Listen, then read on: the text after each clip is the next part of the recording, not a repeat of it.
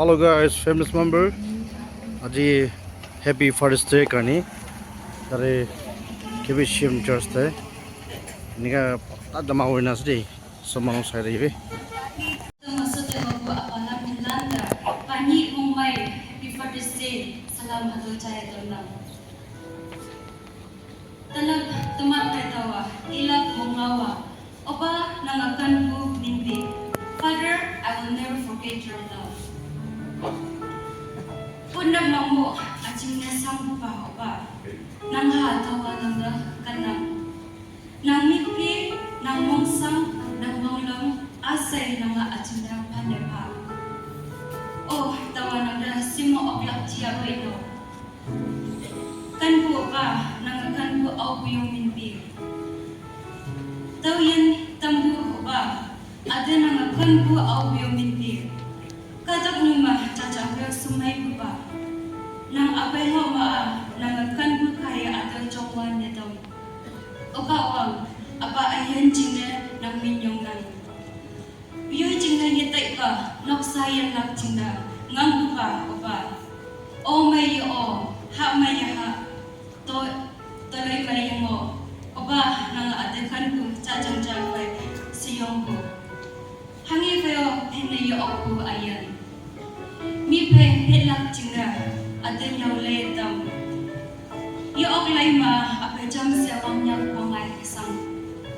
Ajin na samay pa halak chingna, ngang ba nangakan bu au yung mindiyo ajinga nanga mi ngamuyak nana okuba isi betoy nana limbuba wai kay wang samnan okuba pan pa buba ba nangakan bu au yung mindi nangyay mo ang lamay bu nangyay may tay bu nangaw nangyam yung may bu nang ingwing may buba kawang may butawan ng mag-iyan-iyan. Sinalampi me oba, nang juday sa may buba. Oba, naksama nang abuy bukaya, naksama wangay nang ayan maksa jinda, nang halat tumana jinda yumna. Kanda tay bu balan, nang halan tumana numatiyo ang agkandang. O kawang, kunya payong lan, muy man pala na may ngadampa. Kawang singguma mo na tampa. Noksa de muy mane mo na tampa. Noksa ayon lang muy mane jinda pamuhi mo na tampa. Kawang ayala pa kebisyang palan muy man tampa. Amen.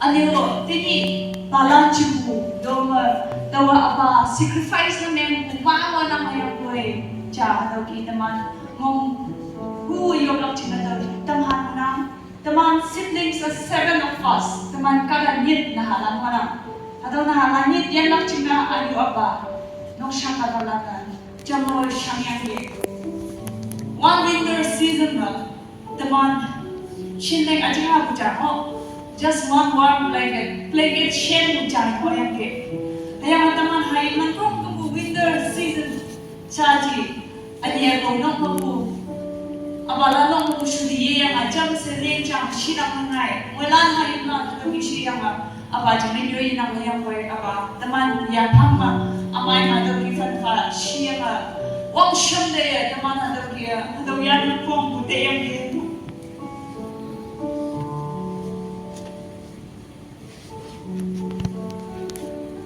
Paksok kami isok, hari kami ya.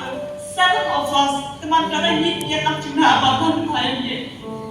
Tahu tu, apa jekan bulan inawan mana? Kau beri pregnant apa mana? Hospital cakap ada sekolah mana? Mana? Okay. Iman tu belai dan yang education payah. We 7 of us are proud to say thank you, Father. Apa may may? Tahu ibu tentang dia. Kan gua tu, pada baca, pada buda. Ajar yang doktor ni, ada dia teacher, government servant am. Hayam kan kom bu MA graduate ni kan. That is the love of a father. Apa kan dah buda, apa yahin bakan pada buda. Nak syakar kan bu hau dah buda, nak syakar nak pahaja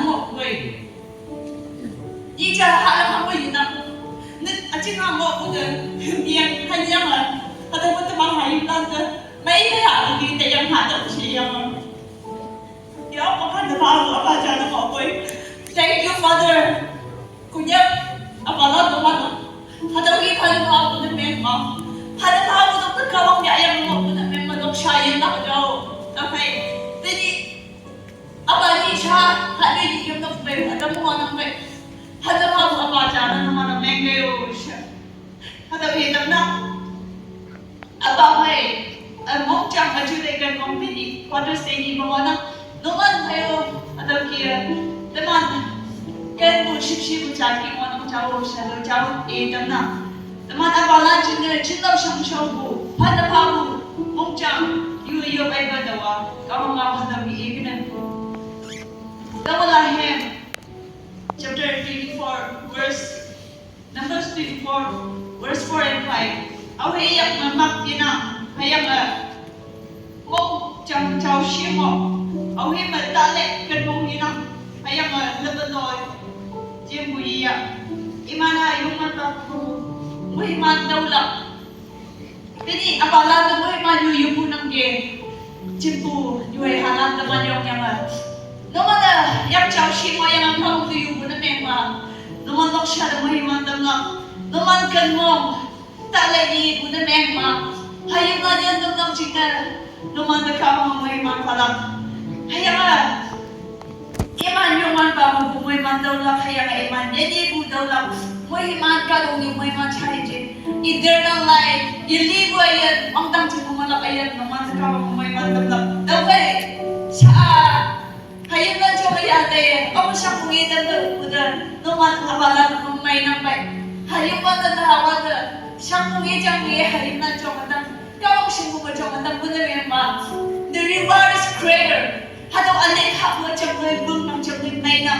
It's so sweet to see your children growing up in the glory of God. Hayang na kau semua menyamali bung macam pengiwan dah. Nomor apa macam bung mainam. Hadau nomor campur alik mana okay. Hadau bung campur kau dengan yang jauh sibuk hai. Tenio apa lantai beriman you apa sibuk shalom apa Yulan, haylan, awal siram teman yung yang cipta sang-sang may mayo yung teman. Ayaw mga tagi mo yung nakamay mo yung mga shisha.